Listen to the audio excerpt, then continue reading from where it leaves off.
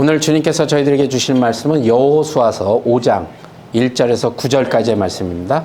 여호수아 5장 1절에서 9절까지의 말씀 우리 함께 한 절씩 교독하도록 하겠습니다. 여호수아서 5장 1절에서 9절까지의 말씀입니다. 요단 서쪽의 아모리 사람의 모든 왕들과 해변의 가나안 사람들의 모든 왕들이 여호와께서 요단물을 이스라엘 자손들 앞에서 말리시고 우리를 건너게 하셨음을 듣고 마음이 녹았고 이스라엘 자손들 때문에 정신을 잃었더라. 그때 여호와께서 여호수아에게 이르시되 너는 부싯돌로 칼을 만들어 이스라엘 자손들에게 다시 할례를 행하라 하시매 여호수아가 부싯돌로 칼을 만들어 할례산에서 이스라엘 자손들에게 할례를 행하니라. 여호수아가 할례를 시행한 까닭은 이것이 애굽에서 나온 모든 백성 중 남자 곧 모든 군사는 애굽에서 나온 후 광야길에서 쳐주되 그 나온 백성은 다 할례를 받았으나 다만 애굽에서 나온 후 광야길에서 난 자는 할례를 받지 못하였음이라. 이스라엘 자손이 여호와의 음성을 청종하지 아니하므로 여호와께서 그들에게 대하여 맹세하사 그들의 조상들에게 맹세하여 우리에게 주시라고 하신 땅 곧 적과 꿀이 흐르는 땅을 그들이 보증하게 하리라 하시네. 애굽에서 나온 족속 곧 군사들이 다 멸절하기까지 40년 동안을 광야에서 헤매었더니 그들의 대를 잇게 하신 이 자손에게 여호수아가 할례를 행하였으니 길에서는 그들에게 할례를 행하지 못하였으므로 할례 없는 자가 되었음이더라. 또 모든 백성에게 할례를 행하기를 마치매 백성이 진주 각 처소에 머물며 닿기를 기다릴 때에 9절 우리 함께 읽을까요? 여호수아 여호와에게 이르되 내가 오늘 애굽의 수치를 너희에게서 떠나겠다 하였다 하심으로 그곳 이름을 오늘까지 길갈이라 하느냐. 아멘. 할렐루야. 네. 자, 오늘 말씀을 나누기 전에 우리 또 지난주 말씀 잠깐 한번 생각해 볼까요? 이게 시리즈 설교이기 때문에 자꾸 연속해서 한번 생각해 보도록 하겠습니다. 이제 요단강을 막 건넌 이스라엘 백성들에게 하나님의 명령이 내려지죠? 그 명령이 뭐였다고요? 예. 요단 가운데 제사장들의 발이 굳게 선 그곳에 들어가서 돌 12돌을 가지고 오라는 명령을 받았습니다. 명령을 받은 여호수아와 부족의 리더들은 이 명령에 순종하고 여호수아 자신도 다시 요단강으로 들어가 언약궤를 맨 제사장들 앞에 이 12돌을 세우게 되죠. 그래서 이 말씀을 통해서 우리가 배우는 진리는 뭐냐? 12돌을 갖고 오는 것이 아무리 힘들어도 그 일은 요단을 건너는데 가장 힘들게 일을 했던 리더들이 해야 되는 일이었고 또 하나님은 그들의 순종을 통해서 하나님의 영광을 드러내실 뿐만 아니라 순종한 자들에게 영원한 약속의 주인공으로 세상 가운데 자랑하고 싶어 하신다. 이런 것을 우리가 지난주에 배웠습니다. 전혀 처음 듣는 것처럼 표정을 하시면 제가 시험 들 수 있으니까 고개를 좀 끄덕여 주시고요. 아멘도 해 주시고요. 자, 그러나 우리는 비록 금이나 은그릇이 아니고 흙그릇이라 할지라도 하나님이 쓰시기에 합당한 어떠한 그릇이요? 깨끗한 그릇. 감사합니다. 깨끗한 그릇이 되자는 말씀을 드렸습니다. 마지막으로 여호수아가 다시 요단으로 들어가서 모든 이스라엘을 대표하는 그 12돌을 언약궤 앞에 세운 것이 이제 하나님께서 직접 이 놀라운 기적을 행하셨고 하나님이 역사하셨기 때문에 이걸 감사드리면서 예배해 드렸다. 이런 얘기를 했죠. 그러면 우리는 하나님께서 인도하시는 우리의 삶의 매 순간마다 감사의 돌을 세우고 믿음과 순종의 사람이 되자라고 말씀드렸고 그래서 집에 가서 혹시 12돌을 세워보신 분 계십니까? 벽돌이라도 세워보신 분. 지난주 설교를 잠시 요약을 했지만 마음속에 깊이 새기시기 바랍니다. 하나님의 은혜와 감사로 사는 저와 여러분이 되시길 바라고요. 자, 이제 오늘 본문으로 다시 돌아와서 자, 이제 요단을 건너고 길갈의 자리를 잡은 후에 선포된 명령입니다. 오늘 본문이. 자, 요단강을 건넜고 12돌을 세워서 감사의 예배를 드렸고 드디어 도착한 곳이 길갈입니다. 자, 5장 1절에 보면 요단 서쪽의 아모리 사람들의 모든 왕들과 해변의 가나안 사람들의 모든 왕들이 여호와께서 요단물을 이스라엘 자손들 앞에서 말리시고 우리를 건너게 하셨음을 듣고 마음이 녹았고 이스라엘 자손들 때문에 정신을 잃었더라.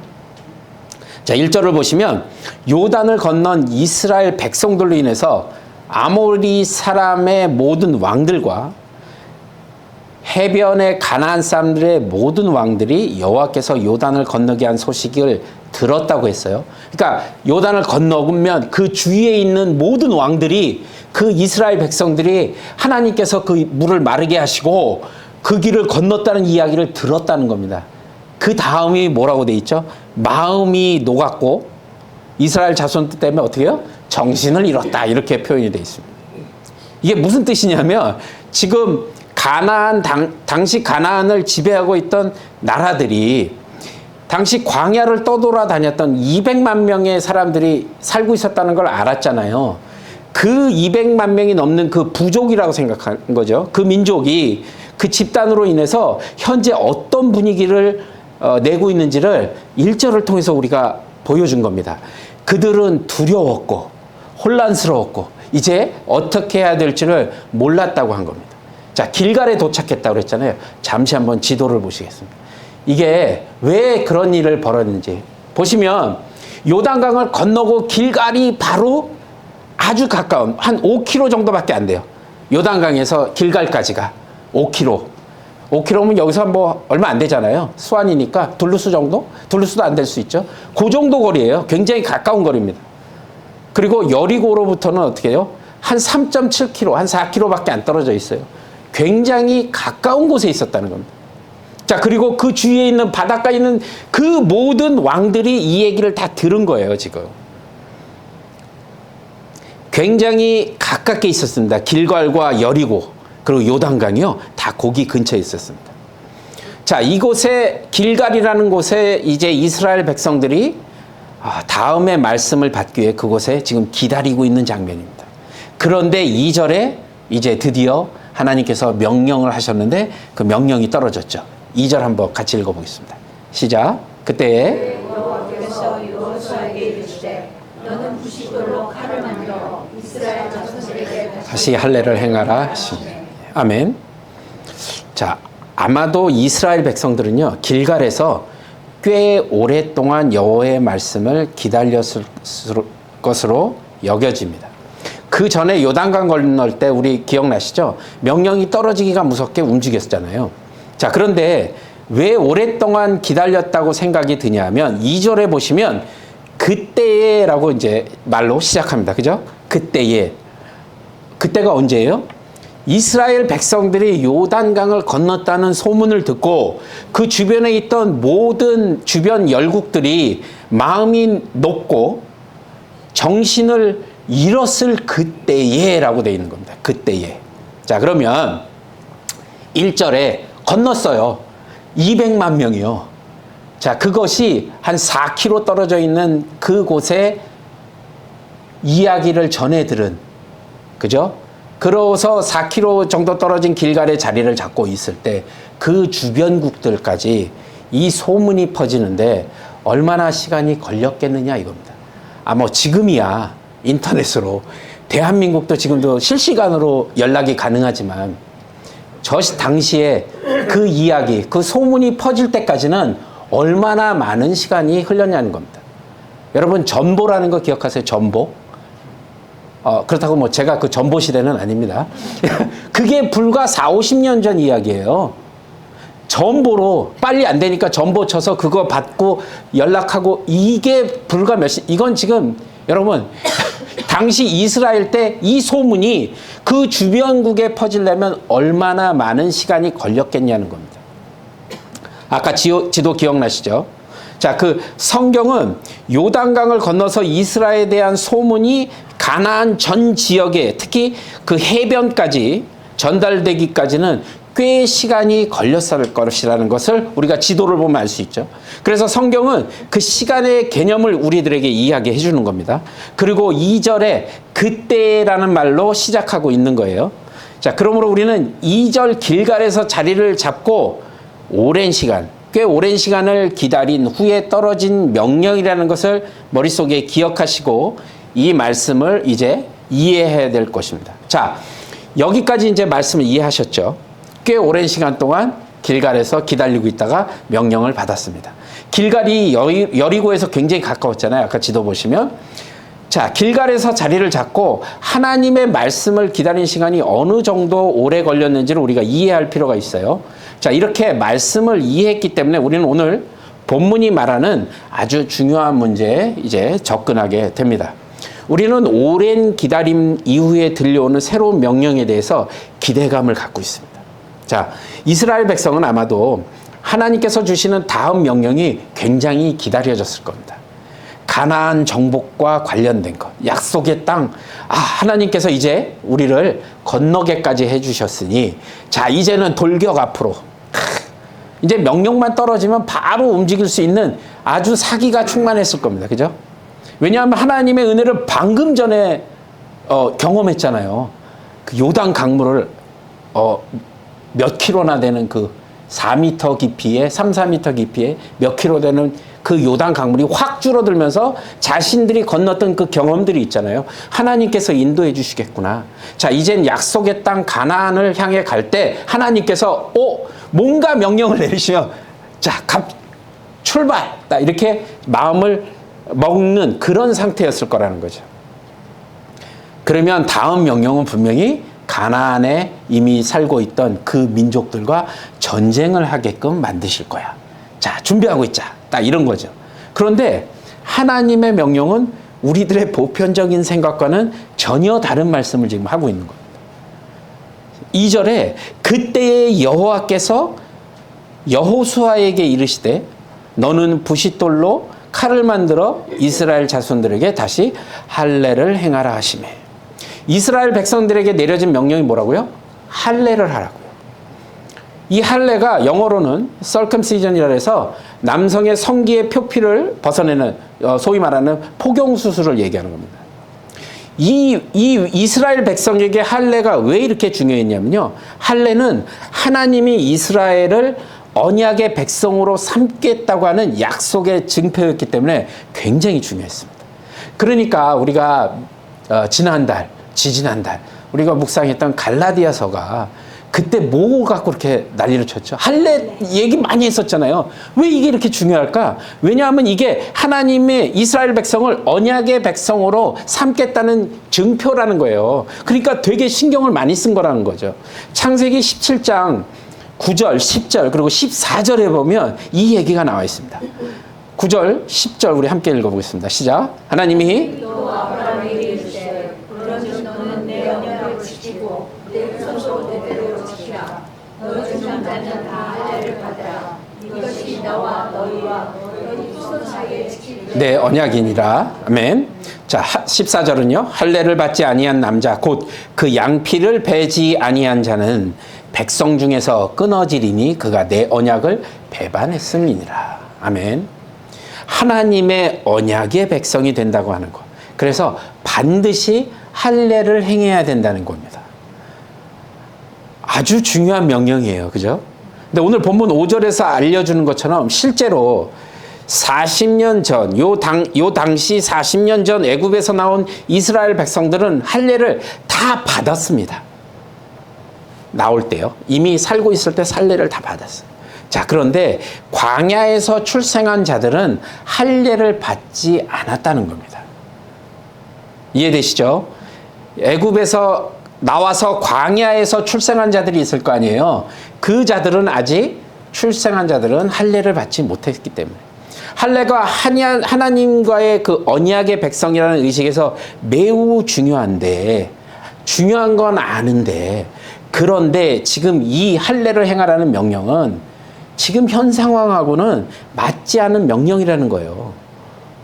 생각해 보면. 왜냐하면 우선 할례는 중요 부분의 수술을 받게 되는 건데 이게 굉장히 고통스럽단 말이에요. 그리고 아물 때까지 시간이 꽤 걸립니다. 뭐 지금은 병원에 가서 뭐 한 30분 정도면 쉽게 끝나는 수술이지만 당시를 생각해 보자는 거예요. 당시에 마취가 있었겠어요? 아니면 뭐 약이 있겠었어요? 그런 수술입니다. 이게 아물 때까지 염증이 생기지 않도록 뭔가 항생제를 막 먹어야 되고 뭐 이런 시대가 아니었다는 거예요. 꼼짝없이요, 자기 천막에서 다른 전염이 되지 않도록, 염증이 생기지 않도록 최대한 보호하면서 꼼짝없이 누워 있어야 되는 그런 거라는 거예요. 그런데 할례를 해야 한다는 것이 굉장히 받아들이기 힘든 명령입니다. 알겠는데 지금 상황은 이제 가나안 사람들하고 뭔가 이렇게 전쟁을 해야 될 타이밍인데, 아니 이때 할례를 받으라는 거예요. 만에 하나 가나안, 지금 우리를 적으로 보고 있는 이 가나안 쪽에서 이스라엘 백성들이 할례를 받았대라는 소식을 듣고 있으면, 그들이 군사를 동원해서 쳐들어오면 어떡할 건데요? 남자들은 다 지금 할례를 받아서 누워있는 상태인데, 그러면 똑같이 예전처럼 여인들은 끌려가고 모두 비참한 그런 운명을 맞이해야 되는, 풍전등화, 바람 앞에 등불처럼 그런 상황이 된다는 거예요. 근데 여러분 기억 혹시 나십니까?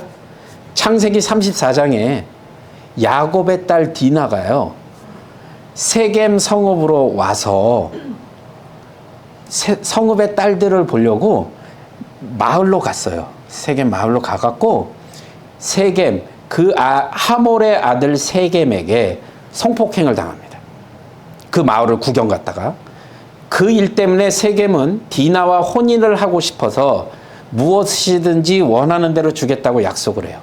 그때 야곱의 아들들이 세겜 족속에게, 야 너희들 우리랑 결혼하려면 우리 룰을 지켜야 돼. 그러니까 너희들 할례를 다 해야만 우리 딸이랑 결혼할 수 있어 라고 얘기했습니다.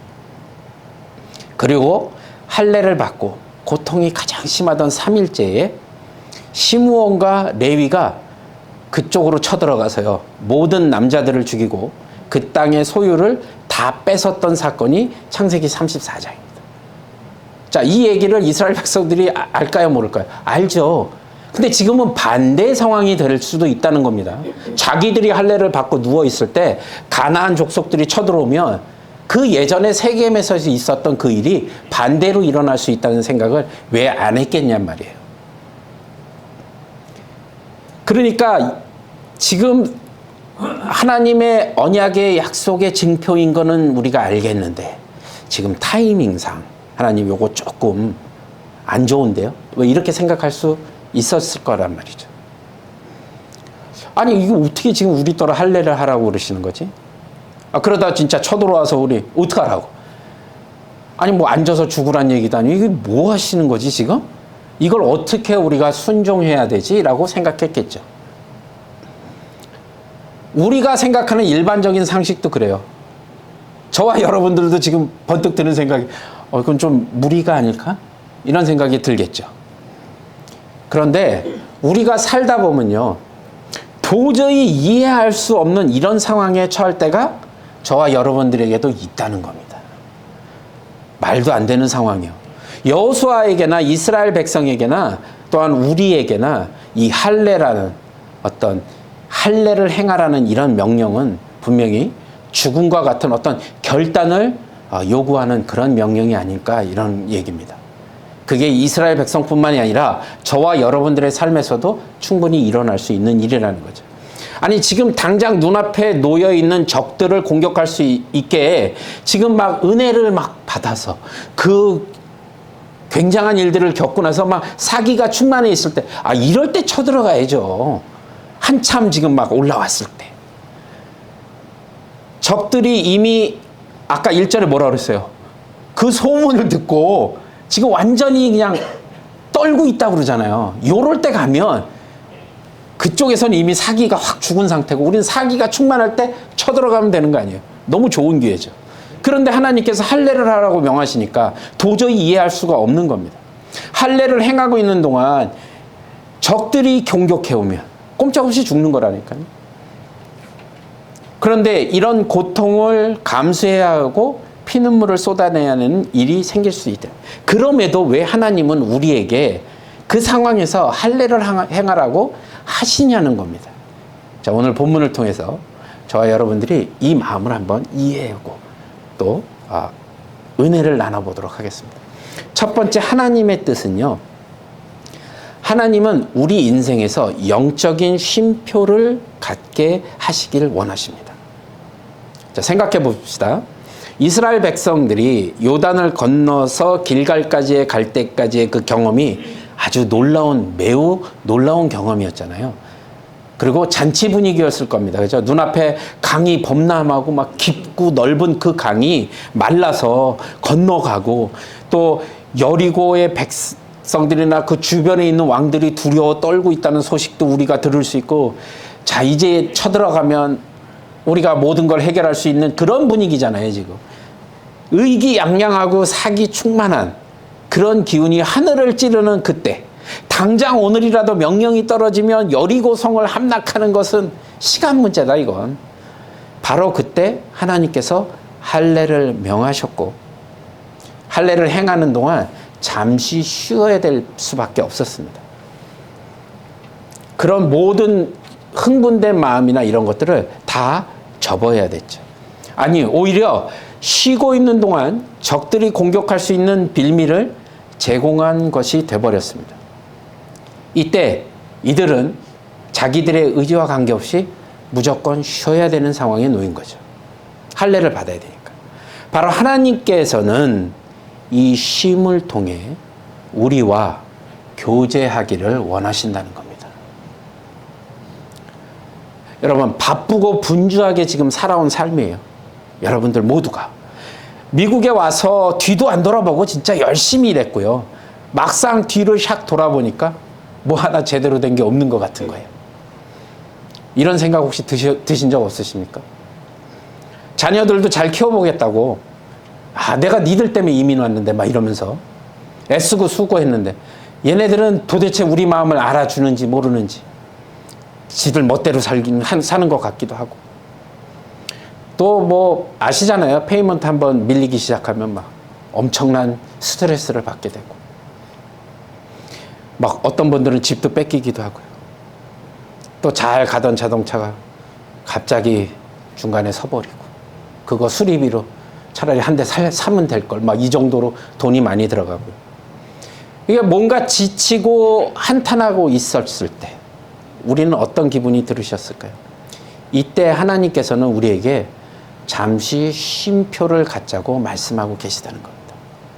마태복음 11장 28절에서 30절 우리 함께 읽어보도록 하겠습니다. 시작. 수고하고 무거운 짐진 자들아, 내게로 오라. 내가 너희를 쉬게 하리라. 나는 마음이 온유하고 겸손하니 나의 멍에를 메고 내게 배우라. 그러면 너희 마음이 쉼을 얻으리니 이는 내 멍에는 쉽고 내 짐은 가벼움이라 하시니라. 아멘. 우리가 이 말씀 너무나 잘 알잖아요. 우리가 져야 될 멍에와 짐이 없다고 하셨나요?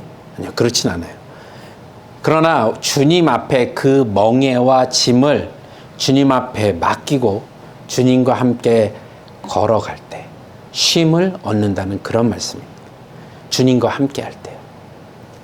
우리는 할례라고 하는 도저히 이해할 수 없는 그런 명령이지만 순종하고 할례를 해야 될 때가 있다는 것입니다. 혹시 여러분 지금도 너무나 힘들고 어려운 상황에 지쳐 계시다면 이때 주님은 여러분과 쉼표를 갖자고 말씀하고 계시다는 겁니다. 100m를 아무리 빨리 달리기 선수도요, 계속해서 100m를 그렇게 빨리 달릴 수는 없습니다. 우리가 운동한다고 헬스장에서 근육 운동을 하는데 역기나 어떤 아령들을 근육을 키우고 싶다고 해서 30, 50, 100, 1000 막 이렇게 계속 해버리면 어떻게 되죠? 근육이 오히려 파열될 수도 있어요. 잠시 하고 쉬고 반복할 때 더 튼튼한 근육이 만들어지는 것처럼 우리가 노래할 때 악보에 쉼표가 없으면요 절대 좋은 노래를 할 수가 없습니다. 좋은 노래는요 쉼표를 어떻게 배열하느냐에 따라서 매우 중요하게 여겨지게 됩니다. 쉼표 없이 그냥 무작정 간다면 우리가 찬양을 처음부터 끝까지 수만 시고 부를 수가 있을까요? 그럴 수는 없잖아요. 우리가 주님과 영적인 교제, 영적인 쉼표를 가져야 되는 이유도 이와 똑같다는 겁니다. 우리 인생을 돌아보면서 달려왔던 길에서 내 힘으로 열심히 달렸던 그 걸음을 잠시 멈춰야 할 때가 있다는 거죠. 내 방식대로 살았던, 내 뜻대로 살았던 것을 잠시 내려놓고 주님과 쉼을 가지시기 바랍니다. 그냥 넋놓고 앉아서 하늘을 쳐다보는 것만이 주님이 말씀하시는 쉼이 아니라 그동안 너무나 분주했고 바쁘고 정신없게 살아서 주님과 교제하는 것을 잊으셨다면 바로 그때 주님 앞으로 나와 기도하시기 바랍니다. 찬양하며 예배하시기 바랍니다. 말씀을 다시 붙들고요, 주님과 씨름하는 것이고 눈물로 통곡하며 주님과 교제하는 것, 바로 그것이 쉼입니다. 그냥 단지 앞에서, 주님 앞에서 단지 그냥 울고만 있어도 주님은 여러분의 쉼이 되어 주실 줄로 믿습니다. 주님께서는 상하고 통회하는 심령을 멸시치 않으신다고 말씀하셨습니다. 주님 앞에 나아가 영적인 쉼표를 갖는 저와 여러분이 되시길 주님의 이름으로 간절히 축복합니다. 자, 이제 두 번째로 할례를 하라고 하시는 그 하나님의 뜻은요, 우리가 이제 영적 쉼표를 통해서 우리의 인생에 하나님이 주도권을 갖고 인도하시겠다는 그런 뜻입니다. 자, 구약에서 할례는요, 할례를 통해서 어떤 거를 증표한다고요? 언약의 백성이 되는 것. 그것을 증거하는 거라고 말씀드렸죠. 그래서 되게 중요하다고 얘기했습니다. 하나님은 할례를 통해서 약속의 백성들을 보호해 주시고 할례를 행하지 않은 백성들은 끊어진다라고 창세기에서 말씀하셨잖아요. 하나님의 보호하심과 인도하심의 그 기준이 할례였다는 겁니다. 길갈에 도착한 이 이스라엘 백성들은요, 40년 동안 할례를 받지 못했습니다. 가나안 땅에, 그죠? 애굽에서 태어난 자 단 한 사람도 들어갈 수가 없다고 말씀하셨잖아요. 그러니까 지금 가나안 땅에 들어와 있으니 그러면 이 모든 사람은 누구라고요? 네, 광야에서 태어난 사람들. 광야에서 태어났으니 할례를 받지 못했죠. 하나님은 할례를 통해서 그들은 위험과 죽음의 궁지에 그렇게 하나님께서 몰아넣으려고 하신 것이 아니라 하나님의 주도권 아래 하나님의 뜻대로 순종하는 이스라엘 백성들을 이제 세상 가운데 보여주시면서 이들이 내 자녀라고, 하나님의 자녀라고 보여주고 싶어 하신다는 겁니다. 우리가 이것을 이해해야 한다는 것이죠. 얼마 전까지요, 저는 이 단독 개척교회 이 목회 뭐 이런 거에 대해서 생각도 하지 못했었습니다. 그럼에도 불구하고 순종하고 그냥 하나님께서 말씀하신 것을 순종하며 따랐어요. 그리고 8개월이 된 지금 현재 하나님이 이 소환이 한인교회를 통해서 세상 가운데 하나님이 세우시는 교회가 무엇인지를 보여주고 싶어 하시는지를 여지까지도 두려움과 떨림으로 바라보고 있는 중입니다.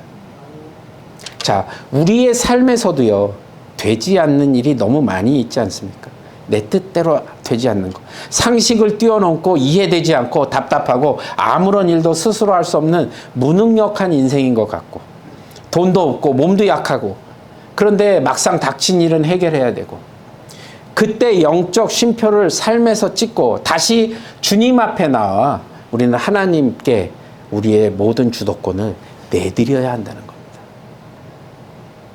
제가 여기 수완이 한인교회 올 때 가장 잘했던 것 중에 하나가 나의 주도권, 순종과 나의 주도권을 하나님 앞에 드렸다는 겁니다.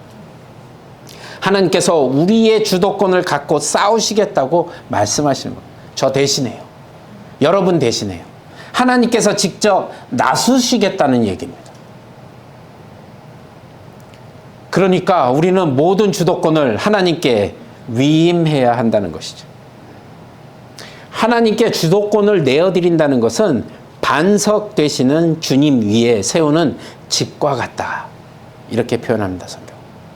반석 위에 지은 집은 어떤 비바람이 와도 흔들리지 않고 견고히 서 있지만 내가 갖고든 주도권 위에 세운 그런 집은 어디에 세운 집하고 똑같다고요? 모래 위에 세운 집권. 조그만 풍파에도 쉽게 무너진다는 것을 꼭 기억하시는 저와 여러분이 되시길 바랍니다.